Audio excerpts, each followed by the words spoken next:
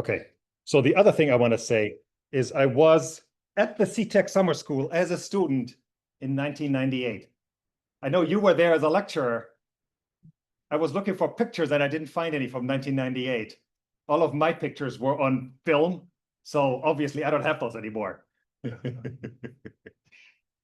But that was in Como, you're in Italy, and I had a great time. Hopefully you're having a great time here as well.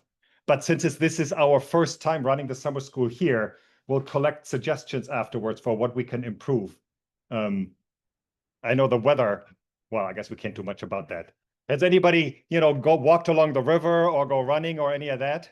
Some of you have. Yeah, I know that's nice. I saw fireflies were out yesterday, so we got fireflies already, if you saw those. Anyway. And it's required to check out the ice cream. Oh, the ice cream store. Yes, yes. I love the ice cream store because for the longest time, what is it? In 2005, MSU had its sesquicentennial, the 150-year existence of MSU. So they sold special cake-flavored MSU ice cream for 150 cents. So for many, many years, I bought $1.50 ice cream at the MSU dairy store. I don't think they have that anymore. But they have great flavors. Anyway, what else? So I will talk about TOP and QCD today. And since you've already heard a bit about QCD already from multiple speakers, I will mostly talk about TOP. And I'll talk about results from Atlas and CMS. So I'll talk about experimental side. Can I ask who's an experimentalist here? All right, who works on TOP physics on Atlas or CMS? All right, I'll come to you a few times with questions then. Who works on QCD on Atlas and CMS or CMS? All right, I'll come to you with questions too then. But yeah, that's the whole idea, like in the previous days. I'm hoping that this is not just me talking at you, but a little bit of an exchange. So if anything comes up, if you have questions, let me know. If something's not clear, let me know. We have plenty of chances to interrupt and go back. All right, and then obviously the LHC program is way too big to go over and cover completely and comprehensively here. So that's the same for TOP and QCD. And I will talk about the stuff that, the stuff that is much, much more recent. So you've heard about toponium, right? So that's my big goal for today, is to build up to toponium and see why and where that comes from. All right. Any questions so far? Okay, good. So in general, there's a lot of stuff happening, right? So we measure cross-sections for pair productions, in particular for differential cross-sections, where we now really are at the level of a few % level uncertainties, even in differential distributions, even in double and triple differential distributions. And that's really the flagship program, because those are used for PDF fits and for everything else. And that's also true in QCD, right? So we measure QCD cross-sections differentially with very, very high precision. And that's one of the celebrations. And you've seen several slides on both of those already. You've seen a slide on the strong coupling already, how we can measure the running, and we can, scale it to the Z-pole and really measure it very, very, very precisely. And that's done using input mainly, obviously, from QCD jet measurements, but also from TOP. And also not just top pair production, but also single top production, all the different single top processes. But then now, thanks to the LHC being a top factory, we also have rare processes, right? So initially it was just TTW and TTZ, then it's TT Higgs, and now we have weird things like, what is it? TWW and TWZ, I think is the latest one. So all of these very rare processes, oh, and 4-top, obviously, right? That's what I'm working on. And hopefully we'll get to 4-top on Tuesday. And then there's a lot of effort on the top quark mass, which we can measure very precisely, which I think I have a slide or two on. I always think the top quark mass is very important because it determines whether we live or we die, whether we live in a stable or metastable or unstable universe. And then EFT fits. I actually won't say too much about EFT fits because that's really an industry unto itself. And what I want to focus more on is all of the inputs that go into the measurements, and then the EFT fits themselves use all of that input. And obviously they also include Higgs and electroweak measurements to constrain all of those parameters. But then besides EFT fits and looking for new physics indirectly, we also have many, many searches. And in particular, there's many searches that involve TOPS because It's the heaviest of all particles. It's the third generation, which I believe and is special because it's so much heavier than everybody else. And so there's flavor changing neutral current searches. There's many resonance searches. Anybody working on a resonance search? All right, so I'll talk a little more about resonance searches probably tomorrow then. And then you've already heard a little bit about jet substructure. Top quarks are great because they all decay into 3 objects. So we have great substructure measurements, and you've heard about that already as well. So I'll not say too much about substructure. I think Sel talked about that very nicely. And then QCD, I mentioned jets already, cross-section measurements, differential measurements. There's also flavor physics. There's heavy ions. I'll use this opportunity to talk about TT bar in heavy ions. Then there's the very interesting diffractive production, which is really what if the LHC was an E plus E minus collider? Well, not really, right? But if the proton doesn't break up, you know much more about the interaction. There's also jet substructure in QCD processes, where it's, again, very interesting because you can really probe jets without having to look at hard subjets that are there, but just looking at gluons or quarks. And then also resonance searches, obviously. Okay, and then I've been a little lazy about putting references on every slide, so I'll just put those here. So there's physics results where you find everything else, and everything that I'll talk about today is on the Atlas and CMS pages. And then there's several working groups. There's the Higgs working group and the top working group in particular. Those are the first 2 that really were very active, and that's where I've also been very active. And so you'll see here as well that I have several combination plots from Atlas and CMS. And now we have many other combination groups, you know, EFT and electroweak searches as well. Right. All right, very good. So far, it's clear. All right, let me take a step back. I wasn't, well, in 1995, I don't know who of you was born in I shouldn't even ask who was born in 1995. But I was doing theoretical atomic physics in 1995, and then was just switching to neutrino physics in 1995. That's when the top was discovered. There's the, sorry? I just left the title of this slide because top is a millennial. Top is a millennial. It's already a little old for a millennial. Yeah, exactly. Many, many things have happened. So I listed some things that I thought, but you know, cell phones. I should have added cell phones. Anyway, the thing I want to point out is that we were initially working on top. There were very few events, right? So this is the integrated luminosity at the LHC at the tevatron in run 1. So you see even at the end of run 1, there's 125, not inverse femtobarns, but inverse picobarns. And you have 17 events and 19 events in the 2 collaborations. So very, very few. And then that got a little better in run 2 at the tevatron, where we had, let's see, what was my calculation? We had about 10,000 events produced, right? So 10,000 events produced, that means you have about 1,000 that you can actually do physics with, which we did a lot of top physics at the tevatron. All right, so in our historical review, let's step forward to run 1 and run 2. So starting back in 2011 when we started, so we collected a lot of luminosity. So this is now proton-proton instead of proton-antiproton, because at the LHC we have such a high energy that it's all gluons instead of quark-antiquark. And you know, we're producing, what did I say? Yeah, so we have about 1 million more, so about 10 million top quarks produced. No, that's not right. 1 million more. That's 100 million. Anyway, maybe my math is wrong. I think on this slide I figured it out. Yeah, exactly. So this is where we are today, right? So this is where we are today. We've collected, even in run 3, we're already at over 200 inverse femtobarns. So this is great. Run 3 is growing very well. Is anybody working on the detector and on operations for run 3? Who's taking shifts? All right, at least somebody. Thank you for your service. Right? Shifters are why these numbers are close together, right? We need detector operations and people working and repairing things, on-call shifters, all of that. Otherwise, we lose efficiency all the time. And there's a very similar plot for CMS. It's a very similar story.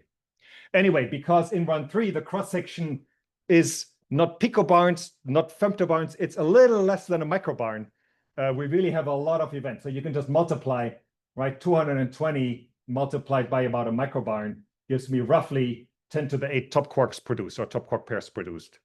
Is that math right? That doesn't sound right. Anyway, you can double check that.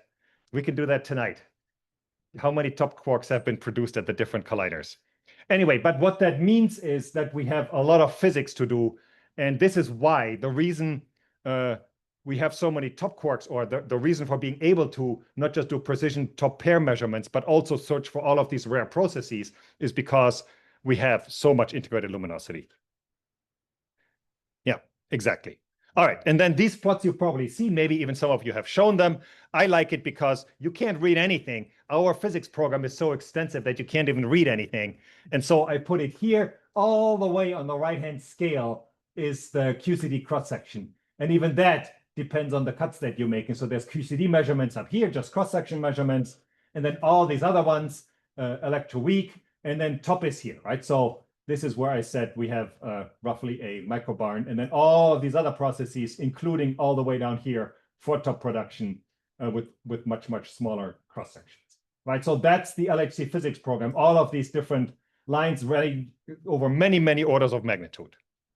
And so that's the CMS version of the plot. Here's the Atlas version of the plot, where, again, this one's even off scale, right? So the QCD measurements, because every single interaction produces multiple QCD events, right? So we think about if you're doing Higgs top electroweak or searches, you think of it as the additional min bias interactions. If you're doing QCD, just an event. You have multiple events per crossing. All right, and then, didn't I put circles there? Yeah, exactly. So jets is here, TT bar and single top is here, and then even all the way over here are some rare processes, right? So we have we'll have that here. Yeah, exactly. So we have TZJ, so that's single top production with an extra jet, and then photop is over here. Single top plus photon, and then even more TT bar plus photon, TT bar plus Higgs, TW, and so on, right? So all of the measurements that we can make are here. And this is the Atlas version, but there's a very similar CMS version, and some of these rare processes are different. I mentioned TWZ. That's a single top plus 2 bosons process that was measured by CMS. Okay. So far, that's the overview. Everybody's still on board. All right, let me get to the next one. So this is something that Fred showed on Monday, which I like, because in this version, or in this view of PDFs, this sort of gives you a very rough idea of what to expect. And you can do this for top, you can do this for Higgs or other production processes. At least in my head, TT bar is gluon. So this is about 0.5 for the momentum fraction. And you can compare that to single top TW, which is roughly the same energy scale, which is gluon plus bottom quark, right? So bottom quark is down here, gluon is up here, so it should be roughly a factor of 20 lower, and that's exactly what it is, right? So this is where this plot is very nice. And then you go from single top TW to T-channel, and T-channel is up and down plus a bottom quark, so you go from here to here, so that should be roughly an order of magnitude or maybe a factor of 5 larger, which is exactly where it is. So I like PDFs in this view because you get a much better intuitive idea of how cross-sections work. And you can do that for other processes as well, including new physics searches, where you can roughly figure out what should the event rate be. Okay, so putting all of that together, here's one of the summary plots that I mentioned. So this comes from the LHC top working group already. So this has all of the different cross-section measurements at 7 TV, 8 TV, and then we have 13 TV, and now already we have 13.6 TV. And we even have a tevatron one in here, right? So that's this blue line here goes all the way up because this is proton-antiproton that gives us that tevatron cross-section. And I like this plot because it also shows you why the tevatron is a proton-antiproton collider, and at the LHC, we're a proton-proton collider, because once you get to LHC energies, it doesn't matter. There's no difference between proton-antiproton and proton-proton, because once you're high enough energy, everything is gluons anyway. And we don't have that many quark-antiquark events, even if we had a proton-antiproton collider. All right, the other thing I want to point out is we have the theory predictions in here, right? So the state-of-the-art theory predictions are next to leading order with next to leading log corrections. And that gets us pretty close, right? You can see here, this green band is the theory uncertainty, and the error bars here are the experimental uncertainty. So you see, basically every single measurement we're making these days has smaller uncertainties than the theory predictions. And the large, well, is it the largest? I don't know, it may be the second largest component to the theory uncertainty is PDFs. So this is really where, this is why we're all here, right? We want to do this very precisely, and PDFs are the biggest crisis in particle physics at the LHC, because we make such high precision measurements, and we got to get the PDFs to the level where we should be significantly smaller than the experimental uncertainties in our theory predictions. All right, is anybody working on TT bar or other top production cross-sections? Cross-section calculations, I should say. Is anybody working on cross-section calculations for top? Which process? N cubed. Great, great. When do you think you'll have something like that out? Let me ask, which year in your PhD are you? Oh, so you got a few more years to go. Yeah, yeah, that's great. But that's a very challenging process. And yeah, hopefully, in fact, what I'm hoping is that we've talked about machine learning and AI, and you'll hear more about that. And many, many, many of the results I'm showing you today involve machine learning and AI. And I'm sure if you're working at N cubed, at some point, you'll have machine learning and AI as well. Yeah. Yeah, very good. And then because I've worked on because I've made this plot, I like to show this one. So this has all of the different single top cross sections, and we put everything into a single plot. So this has, oh, in fact, I didn't mention this, right? I was talking about heavy ion collisions. So lead runs at 5 TeV. And in fact, we also have proton-proton collisions at 5 TeV. And you see both ATLAS and CMS, we just had a very, very short run at 5 TeV. And that's enough tops to measure the cross-section. And even there, you see the uncertainty is there a little bigger because we just don't have that much statistics, but everything agrees very well. But even there, you see, we even have a single top point at 5 TeV. So we can even do single top cross-section measurements, not yet in heavy ion collisions, but in proton-proton at 5 TeV. Yes, what else? Right, and then the other thing you can see, we have all of these measurements. They all agree fairly well with the theory predictions. And again, the theory predictions, you can see these are all fairly recent, right? So this is the next linear order T-channel calculation, which was a tour de force, which came out as recently as 2021. And then the Kidonakis calculation, which we have in here for TW. And then for S-channel, we still have the next linear order calculation, which is a little older. But maybe that will get updated at some point as well. But there you see the pressure is not as large because the theory uncertainty at next leading order is much larger, right? S-channel is very hard to extract experimentally because the cross-section is, well, you see the cross-section is an order of magnitude smaller than everything else. So that's a challenge. Okay, so that's it for cross-sections. Should I take a stop? Any questions? You have a question?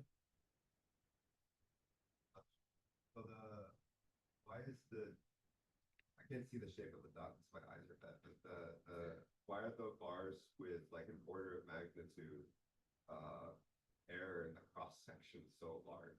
Like here? Yes, spanning well over a quarter. Yeah, yeah. In fact, here you can see this one goes all the way to 0. This wasn't really a cross-section measurement. This was really just, we have like 2.5 sigma. Yeah, so this was, and like I think this was said before as well, every observation relies on an excess of events in data. And that's exactly what this was as well, right? We observed more events than predicted. And so at 7 TeV, we just didn't have enough data to really measure a cross-section. At 8 TeV, that happened. So here, the error bars are much smaller, right? The CMS one is still a little bigger, but combined, you can see this is now an actual uncertainty in an S-channel measurement. But at 7 TeV, that's not quite there yet. In fact, one of the things you're probably working on is what I like to joke is, I can't do it anyway. And so the way that was done here, very clever. So this is a CMS measurement, and they did a measurement in both 7 and 8 TeV. So at 7 TeV, you don't have enough statistics. At 8 TV, you don't have enough statistics, but combine them in some sort of weird Frankenstein combination of different center of mass energies, different reconstruction. And hey, look at that, you get two measurements out of it. I shouldn't mock it because that's exactly what we did for Higgs, but it works here as well, right? But this is always the challenge when you do any calculation, any measurement is something is impossible, figure out a way to do it anyway. Dan.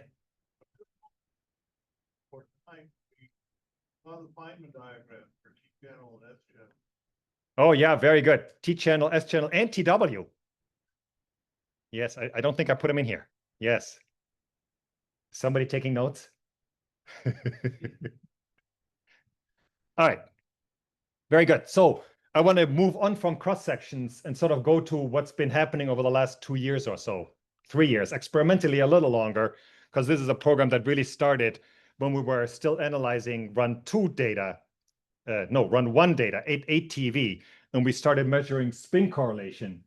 And what I want to show you is that these are all really related. So it's initially, it was just, can we measure the helicity in the top decay? So it's a weak interaction, so it should be a left-handed decay. So what we should be able to observe is that if you look at the top quark decay, let's see, the top quark always decays left-handed, and the way we observe that is through the helicity of the W boson, which is the angular distribution of the decay of the lepton. So the decay lepton from the top decay gives us a specific cosine variable. And from that, you can get to, okay, that means I can use top itself or the top decay as a spin analyzer, which means I can look at the spin in a TT bar pair between the top and the antitop. And that gets us to spin correlation. And then you go from, okay, now I know spin correlation. Okay, what if the TT bar pair is produced in a spin 0 state? If it's a spin 0 state, you know one is up, the other one has to be down. That's a quantum computer, that's a qubit. We can do quantum calculations, so that's entanglement. And that was the big news last year. And then we go to toponium, and it seems like toponium should be completely unrelated, but it's not, and I'll show you how. All right, so let me start all the way back with the W helicity. So this is the whole idea. So we have a top. This is the direction of the top spin.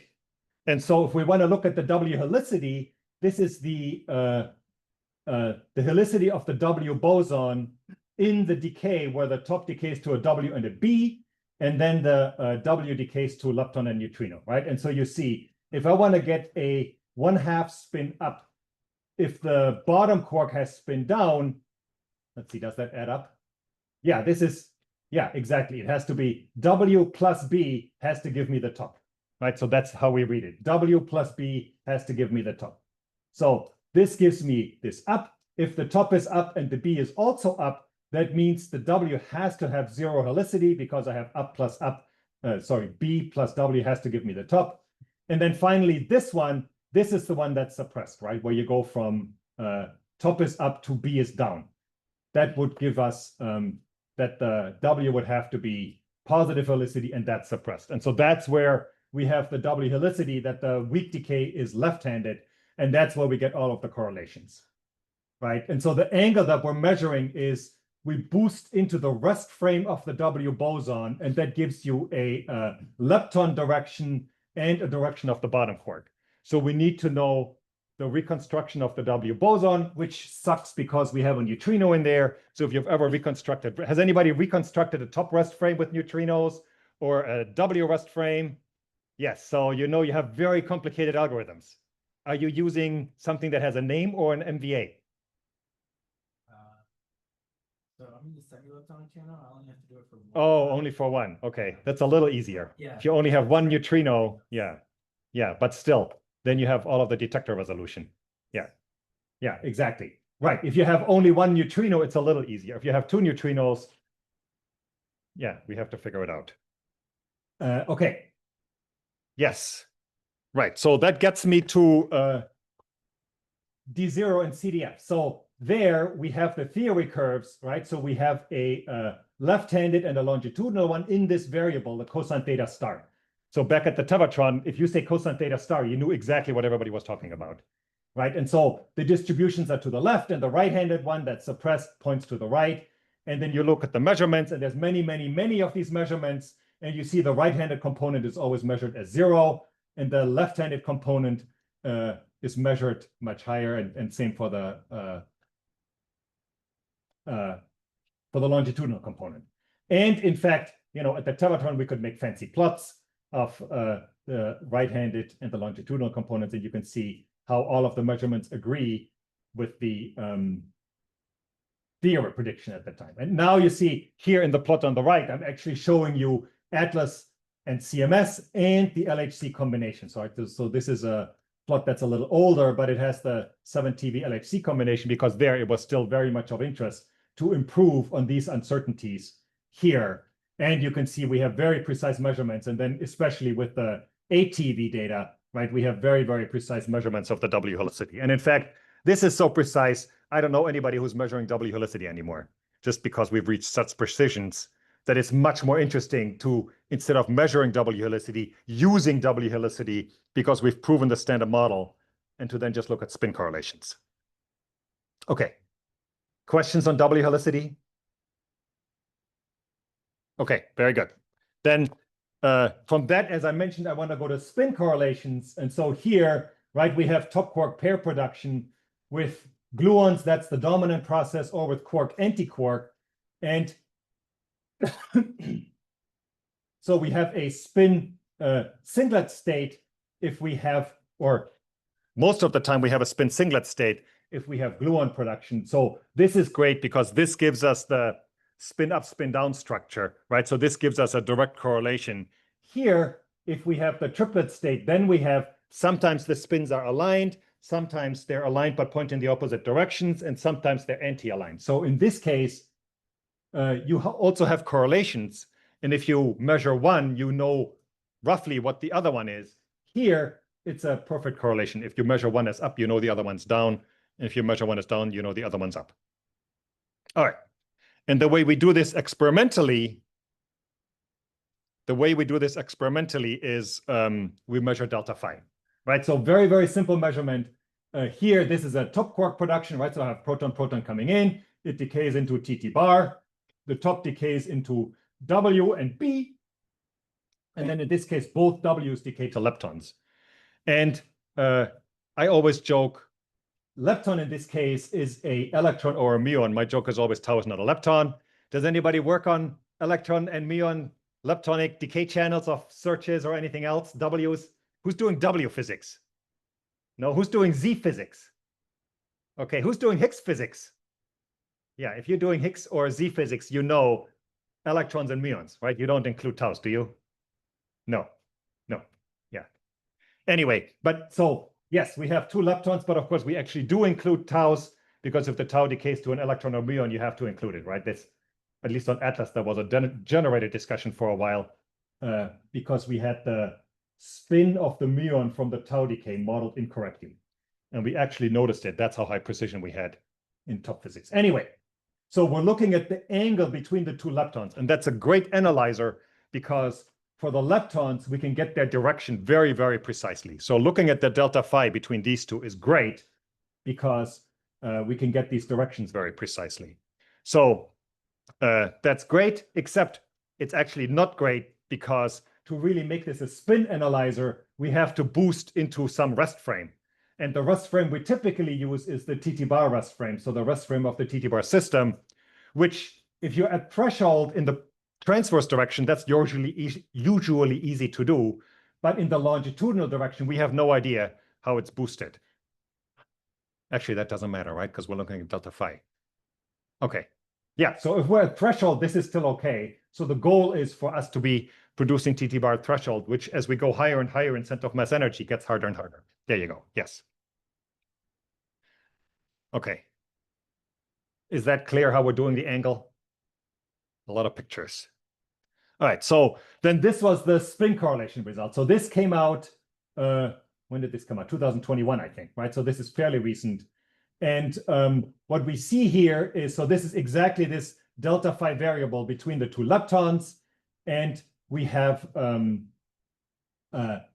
low angles and large angles. And you can see that the data here don't agree very well with the no spin hypothesis, and they do agree fairly well with the blue one here, which is the standard model spin hypothesis. Yeah, I think I said that right. And what that means is that we've, for the first time, really observed properly that the standard model top pair production does have spin correlations. And we did these measurements at 8 TeV, but here for this measurement at 13 TeV, we really can show very conclusively that indeed that's the case. And in fact, one of the things that I'm showing here is this is parton level. So this is already unfolded data. So this is unfolding from detector level to parton level, where parton level means you're looking at the leptons and the quarks from the top decay. So no hadronization yet, nothing else. And I'll say a little bit more about unfolding later, and maybe some of you are doing unfolding as well. And we can talk about that at that point. Also, the red curve here, right? The red curve is the Pauhack generator, but with no spin. So this is us hacking Pauhack to change the matrix element so that there's no spin in the generator. And this also exists differentially, because it's very interesting when you're looking for new physics to look at this as a function of the mass of the TT-bar system. All right, so then I have to ask, maybe somebody knows already, anything else you notice about this plot? So the data are the points here, right? Red is no spin correlation. Blue is standard model spin correlation. What do you notice?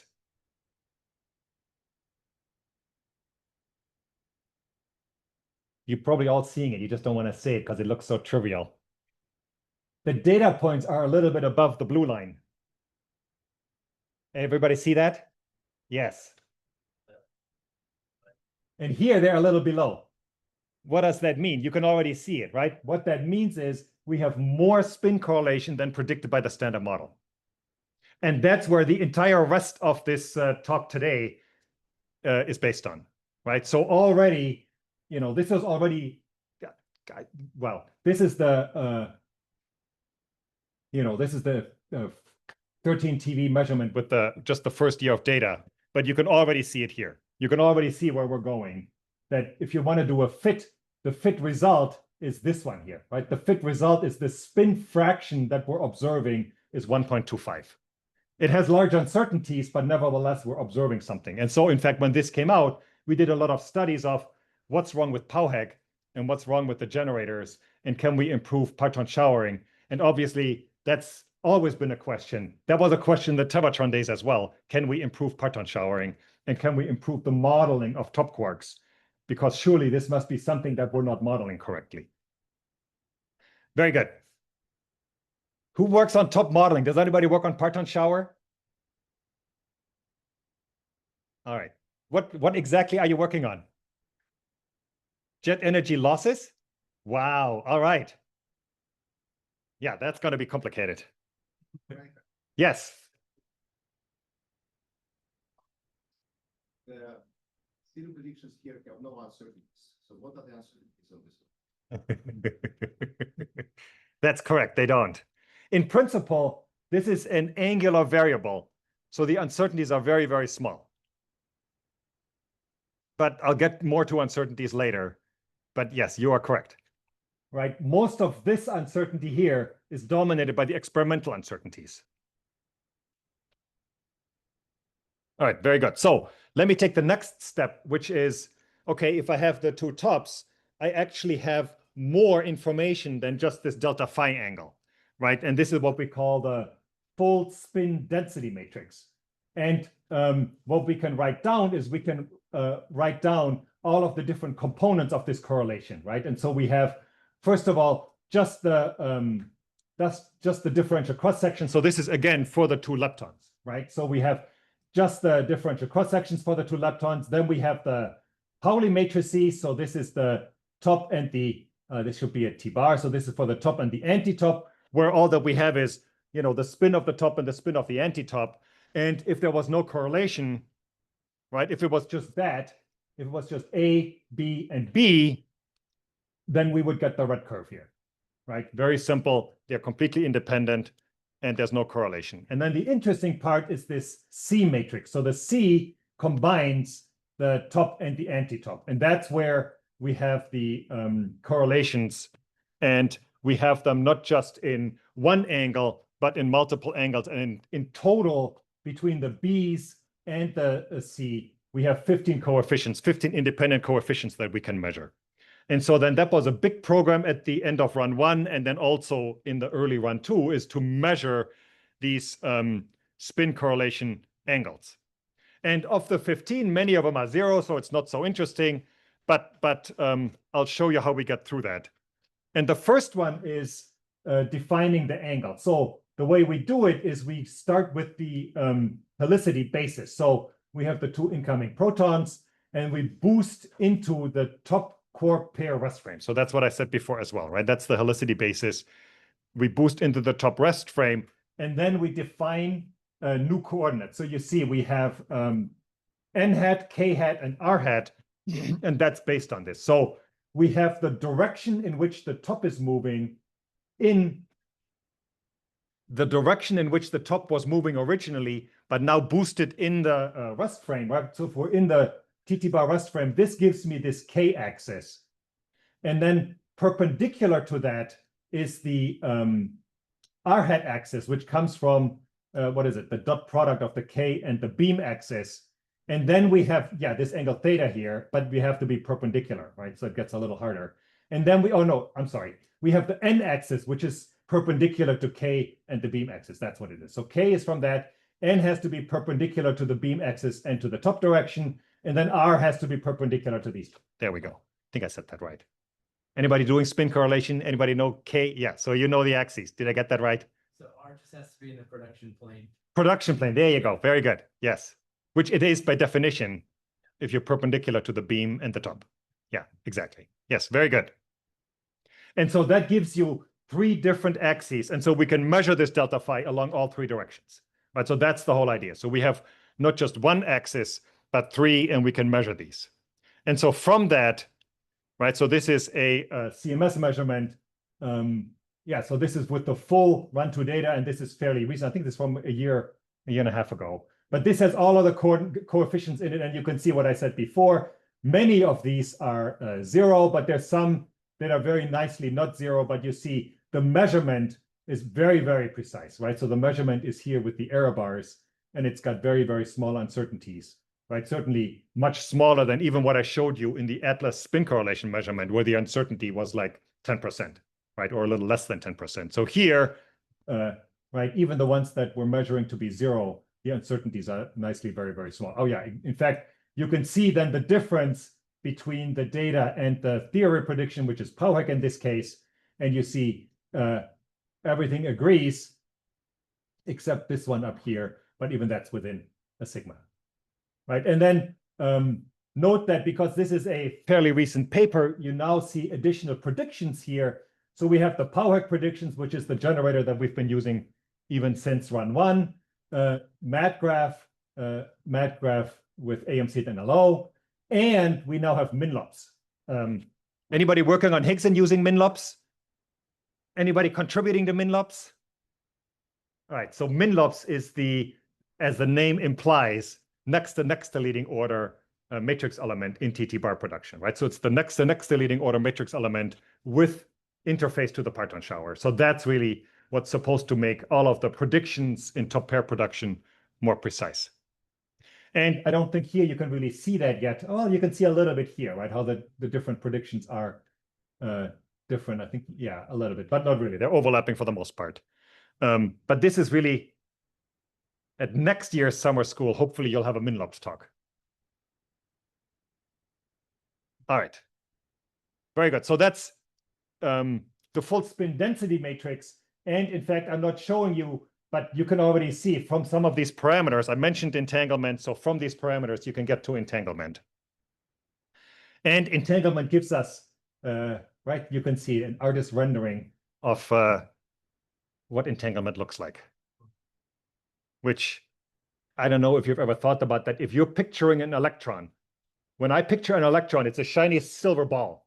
When you're picturing a proton is a red and green ball stuck together. When you're picturing a top quark, in my mind, the top quark is a big, heavy, round red ball.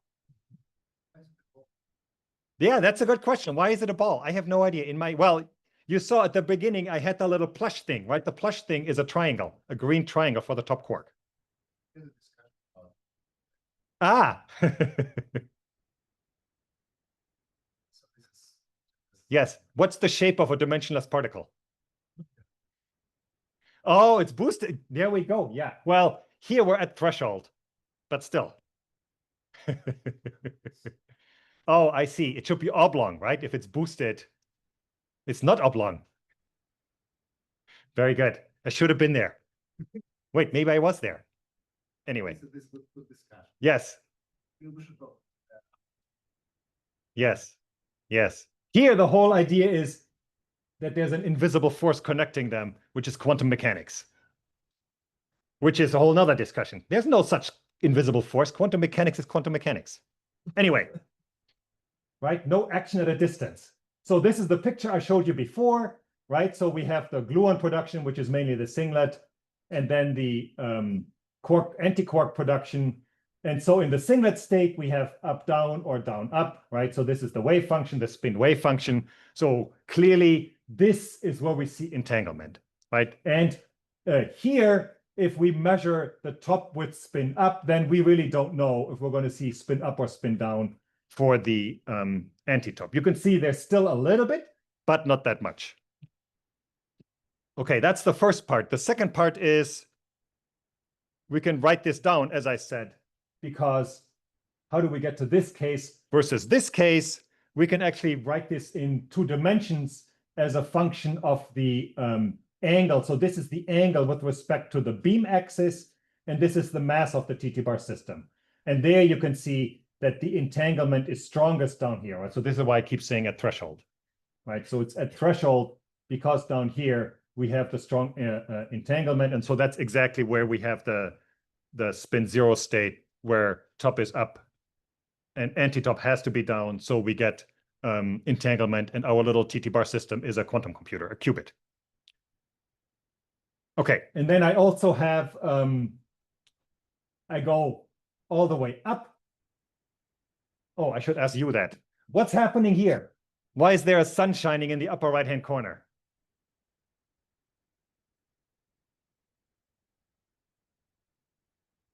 So what's so special up here?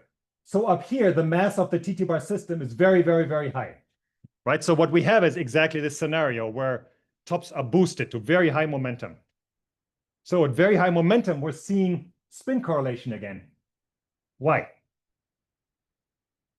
And yeah, wait a minute, what's the difference between this plot and this plot? Maybe I should give that as a hint. So here, right, I focused on this region because the 2 spins are in opposite direction. Here, I'm specifically looking at the case where the 2 spins are pointing in the same direction. Why, when the spins are pointing in the same direction, do I get this large enhancement at very, very high TT-bar system masses when the tops are really boosted very much?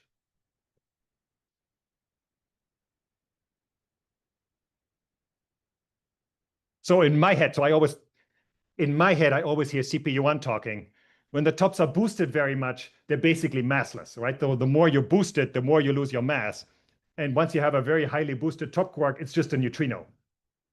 And neutrinos are always left-handed. There's no such thing as a right-handed neutrino. So if you're at very boosted tops, the top is always left-handed, and let's see, how do I do this? The anti-top is always right-handed. So if you have a highly boosted TT-bar system, the spins have to point in the same direction, which is to go back. Once the top and anti-top are highly boosted, you either in this case or in this case, the boosting suppresses the longitudinal part. That's what we're getting. And that's why there's nothing here and everything is up here.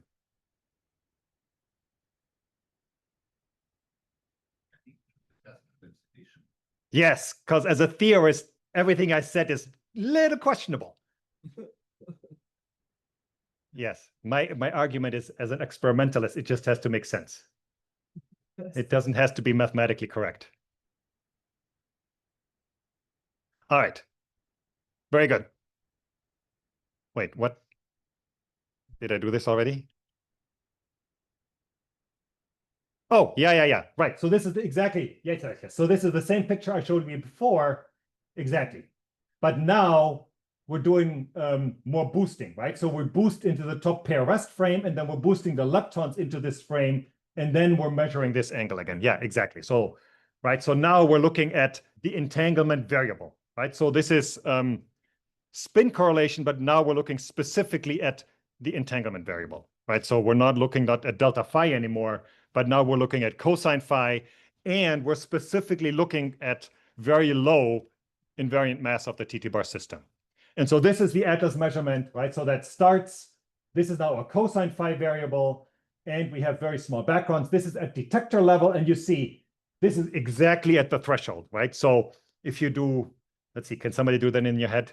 172.5 times 2, right? That's slightly higher than 340. So, right, we're exactly at the threshold of getting TT bar production. And, this upper boundary is very low. And in fact, this upper boundary is set so that we get just enough events to have decent statistics in here. And then you can see the data points again. That's the points here. And then again, we have the predictions from POWHEC with different POWHEC predictions, including now BB4L, which is another, let's see, I think I should mention that at some point. Yes. BB4L is the other update to the predictions where we don't require on-shell top quarks anymore, where we're allowing also for, not stable tops that then decay, but really having the entire process modeled not as a 2-to-2 process where, gluon goes to TT bar and then having a completely separate decay, but really modeling the whole production and decay, allowing off-shell everything, which clearly is a much more complicated calculation. But you see, as far as this is concerned, that complication actually agrees best with the data that we have. Okay, how much time do I have left? Yeah, let me do a little bit about unfolding. So because unfolding really shows up everywhere, I want to talk a little bit about how to unfold cross-sections and all the different things that we're doing there now. So I already asked, does somebody measure unfolded cross-sections? Has somebody looked at unfolding? No? You are. Very good. So I'll ask you a few questions as we go along. All right. So again, this is just the process that the way I think of the unfolding. And the way I start is you go forward, right? So we start from the parton distributions, then we extract a gluon, for example, that gives me some interaction, which produces my TT bar system. But the TT bar system is not what hits the detector. The TT bar system, the top decays and the anti-top decays. Great. That's what we're modeling. That's what my matrix element generator does. But that's not what we see in the detector. In fact, there's one more step in between, which is we have to enter POWHEC or HORWIC, or maybe we do this with Sherpa, which is we go from the top quark decay products, right? The W, which then decays to lepton, neutrino, or quarks, and the bottom quark. Those have to become jets. And those becoming jets or something observable in the detector means stable particles.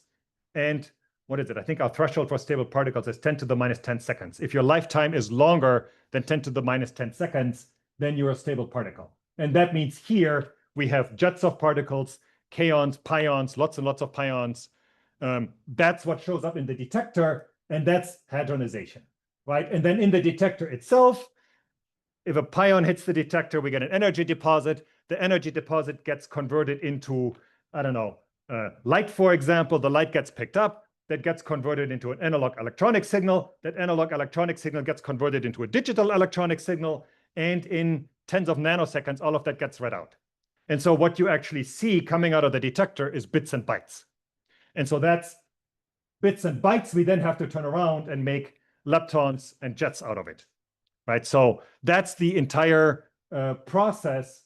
And what we want to do is we want to start here from the bits and bytes and go all the way back and understand the green part, the entire interaction.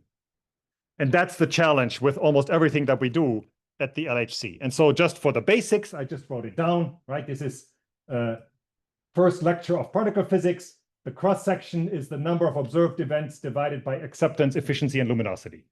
Well, it's number of observed events minus predicted number of background events, because at least in top physics, there's many, many background contributions that we have to estimate. So that's already the first complication. luminosity is clear. That's just the inverse femtobarns that we have. But then you see I separated into acceptance and efficiency. And so this goes back to separating the detector part from the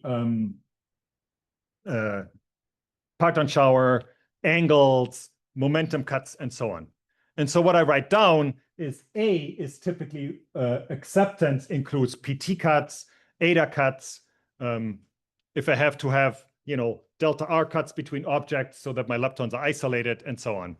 And then the experimental efficiency epsilon here is the, if I have a lepton in the simulation that hits the detector, how often does it actually get reconstructed, right? How often do I get the bits and bytes out that it triggers that I can then also reconstruct into a high PT isolated electron, a good electron. And so what we're always aiming for is to keep this epsilon for all objects individually and the event as a whole as high as possible. And then the acceptance we just have to model with the simulation. So that's the process that we're going through. But then oftentimes we're obtaining differential cross sections. So it's not just this, but this bin by bin. And bin by bin, this gets more complicated. And so I don't have a plot for this. So this I have to draw on the board. Let's see, how can I do this? So the way I always think about it is at the truth level, right? We have some variable truth, which is, I don't know, for example, a peak of some sorts. In the detector, I have that, but I have resolutions. So this is the same variable, but at the detector level. And so this is going to look something like this, right? And so then the question is, if this is what I measure, how do I get back to this? And that's the unfolding, right? And so just like I say already here, there's a background level. So I have to subtract the background, and then the rest is signal. Now I have to do the unfolding. And the way we do the unfolding is we almost always do bins, and then we put those bins in a 2D, right? So we have detector here, and we have truth here, and then, oh geez, can I do this? So we have this distribution here, and we have this distribution here. And then all we have is bins. And so what we have is we have a lot of events here. No, we don't. Right? So now I have to multiply these two. Ah, geez. Yeah, I can't do that already. My picture's not clear. Somebody think of a better picture? Let's see. Right? What I'm trying to do is a density distribution of this multiplied with this. Yeah, actually, so right. So this is high over here. So this bin is very busy. This bin is not so busy. This bin, these bins all have nothing. These bins have a little bit. Yeah, this has very little. This has a little more. This has a little more. And this has very little, right? So there we go. So that's actually pretty good. Yeah. And so what you see is our little density matrix, not our density matrix, our migration matrix. It's called the migration matrix because it shows you the truth level events from here. The truth level events could be here, here, here, or here. And where I have most of my truth level events, it just so happens in this case, I also have most of my reconstructed events. And so now it's very clear if I obtain this matrix, which I can do from simulation, I just invert it. And once I invert it, I can then unfold from this distribution back to this. Okay, I'm not confident that I explained that correctly. Did that make sense? Any questions on the process? Yes. Migration matrix, that is some invertible matrix in the space of the truth bins crossed with the Reconstructed. Yes, that's exactly right. Yes. It's an invertible matrix that I fill from this signal Monte Carlo that has truth on one axis and reconstructed on the other. So there was an example yesterday that I gave. I'm sure. Great. Know that gigantic kind of 2 by 2 by 2 histogram thing I gave holding of the portfolio jet. That was exactly this matrix. That's what I was hoping, that somebody else saw, because everything we're doing is unfolding. Thanks. Very good. Yes. How finely do you typically bin your observables to construct this matrix? It has to be some with you can calculate this migration matrix since you're inverting it. You have a lot of complicated data points in there. So how do you determine how finely you want to bin an observable? Yeah, that's a very good question. How finely do I have to bin it? And in fact, that's, I don't want to say philosophical discussions, but there's a lot of discussions about that because oftentimes, like here, if I bin it finely enough that I can resolve these edges, I have all the interesting physics. But if these edges map onto a very large range here, I really didn't do anything because, you know, my migration matrix has a very broad diagonal. And so oftentimes what we're doing is we're trying to tune this properly so that the physics comes out, but I don't have too much migration into off-diagonal bins. In top physics for the longest time, we aimed at having, you know, at least 60% of the events on the diagonal. Oftentimes that's not possible because we just don't have the resolution, right? The example I showed you has two very different distributions. I don't know if you wanted to add anything to that. Number of bins you have corresponds to how model dependent you are. Because if you think of each of those bins, they're being a distribution that's dependent on the Monte Carlo that generated using generated, right? Yeah. So if you have a really bad Monte Carlo event generator, yeah, and you have relative collected ins, your unfolding matrix is going to be garbage. Yeah. So the narrower you make those bins, the less model dependent you become. So you make them usually as narrow as you can, but it really depends. And that's why there's other methodologies out there for unfolding rather than just an inversion of matrix, right? Like these like omni unfold or something like that. Yes. Which are the possibilities. But yes. the idea is that you're possible without introducing a huge systematic uncertainty. Yeah, I don't know if you talked about that a lot yesterday, but it's this sort of machine learning in the unfolding and getting to parton level. There was a lot of stuff studied about that over the last 5 years, which is really now becoming experimentally used much more widely. I didn't talk about it at all. Very good. Yeah, very good. So I'm actually not even at that level, right? I'm just in my little diagram level. And all I want to show is in my little diagram, I want to emphasize the two different levels, right? So what we're looking for in top physics is often that we're going to here, right? I talked about the leptons and what I call the parton level, right? The parton level are the leptons and the quarks. If we can unfold to this level, that's great. But if we unfold to this level, we have both acceptance and efficiency, and we have to extract a lot from the unfolding. No, our migration matrix does a lot of heavy-duty work because we have to go through the matrix element generator. So then we're really dependent on having a good simulation of what the signal looks like. And maybe right before the break, I just showed the other one, which is something that came up, I don't know, maybe 10 years ago.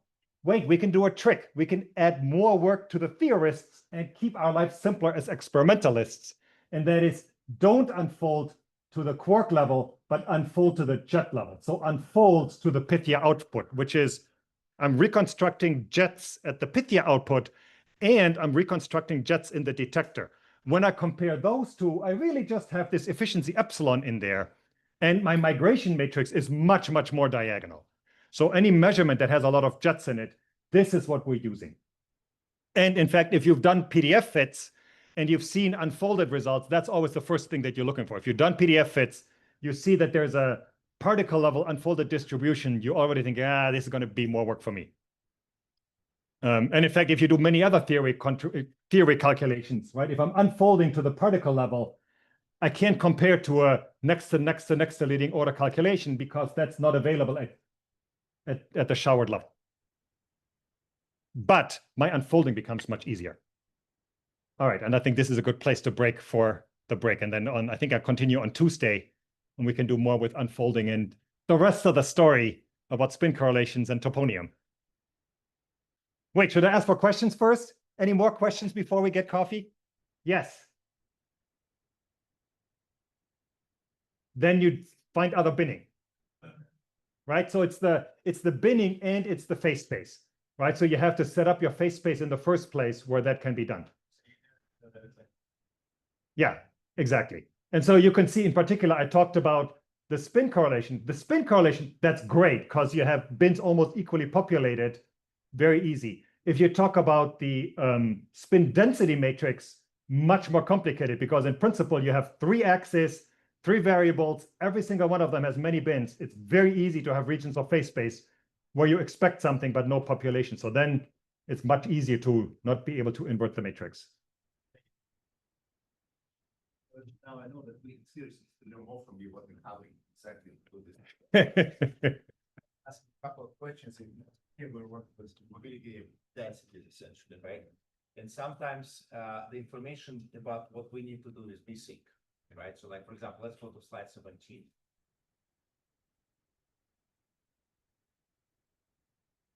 That's the next one.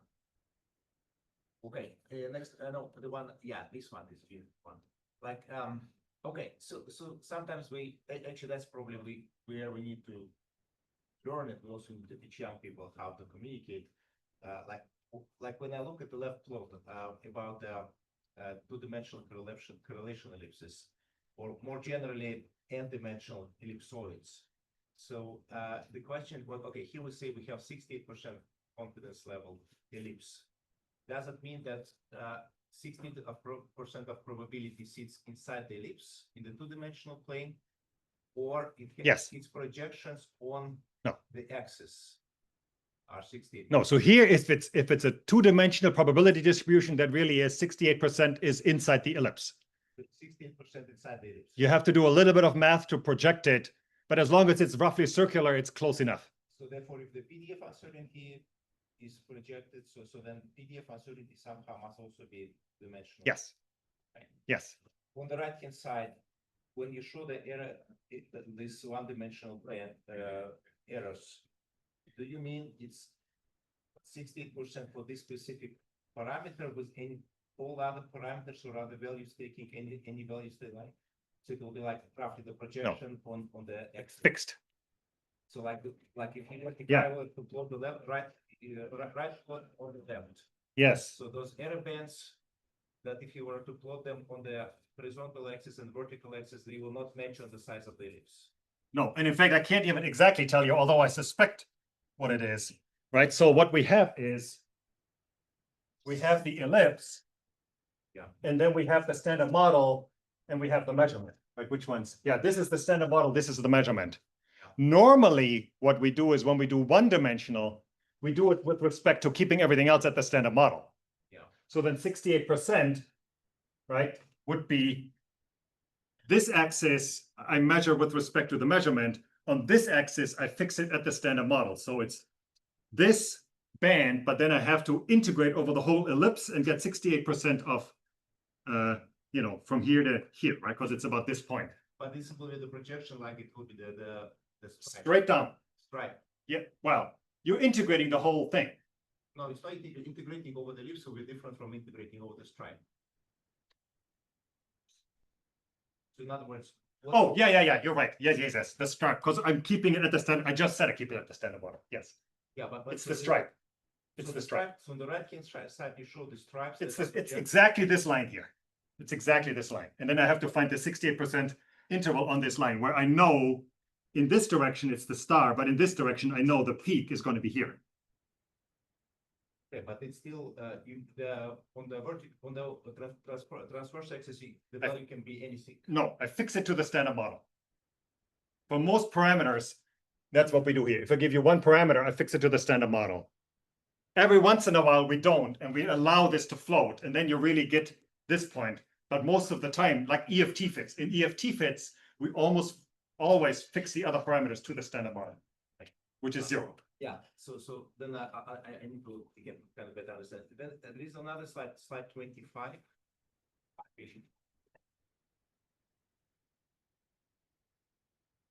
Okay, this one. Now here it looks like the right-hand slide on slide 17, right-hand figures on slide 17. These parameters, are they, again, they have the same meaning that each parameter is independently determined for all other parameters taking any value they like? Or so all the parameters must fall within that ellipse? That's my understanding, is that here, this is a complicated measurement because they were all measured simultaneous. Yeah. That's my understanding here. Right. Yes. So therefore, it's quite possible that some of them will deviate because there are so many of them and now, Yes.